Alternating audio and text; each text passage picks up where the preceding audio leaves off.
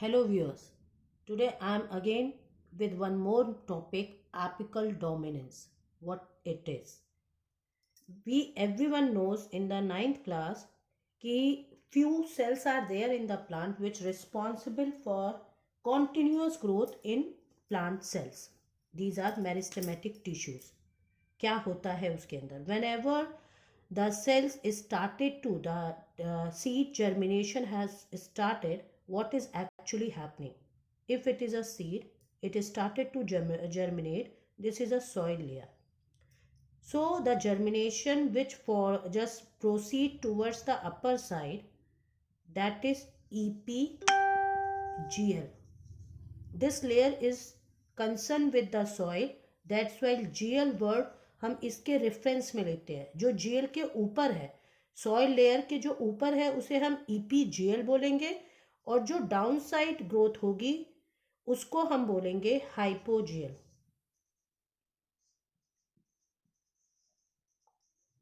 ठीक. सो आगे चल के ये प्लूमल देगा, जो आगे चल के हम शूट के रूप में जानते हैं. EPJ hypogeal will provide radical, जिसको हम रूट के फॉर्म में जानते हैं. आखिर क्यों ये ऊपर ऐसा क्या होता है जो ये प्रोसीड ऊपर लगातार बढ़ता जाता है और ये नीचे की तरफ लगातार बढ़ता जाता है? आखिर एपिकल रीजन में ऐसा होता क्या है, उसी के विषय में आज हम बात करेंगे. Now come again, the topic says apical dominance says, here two plants I have brought for you. This is a complete plant. Apical dominance, always in a shoot apical growth will be there, and here in the root two apex are there in the plant, one at the root, one at the shoot. So here it will proceed continuous, here it will proceed continuous. Now my question is this, the queries towards the from the student size ये होती है कि आखिर यहीं पे क्यों growth होती है, या हम इंटरनोडल रीजन में ग्रोथ देखते हैं. लेटरल मेरा आज का टॉपिक है, ये एपिकल में ऐसा होता क्या है. Now you see here, this is the primordia. I think it is clearly visible. This is a primordia. ये कुछ अगर हम देखें तो this is a apex. This primordia is like this way. कुछ टिश्यूज के स्ट्रक्चर्स होते हैं जो इस एपिकल जोन को ढके हुए रहते हैं. This is a apex. इस रीजन में कुछ हार्मोनल एक्टिविटीज होती हैं जो कि प्रोनाउंस करती है कि सिर्फ एपिकल ही ग्रोथ हो.